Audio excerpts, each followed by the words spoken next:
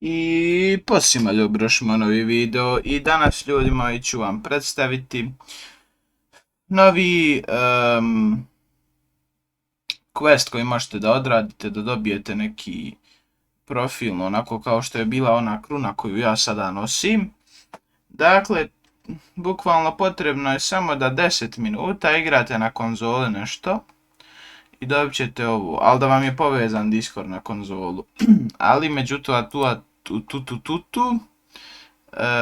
ja imam problem s tim što ja nemam konzolu, tako da ja to ne mogu riješiti, ali nema veze. Uglavnom, ovo,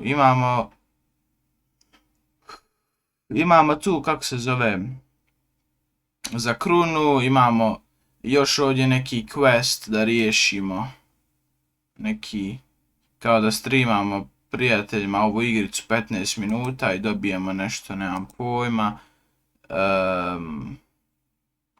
Imamo ovo da konektamo konzolu, uglavnom ništa specijalno za reći, to je to otprilike. Jedino, ako vam se svidio video, roknite like, subscribe, komentarite šta da snimam od gaminga. Ovo je bio još jedan tutorial i ono, kako se zove, htio sam da pomognem onima koji ne znaju za ovo. Ovo traje samo još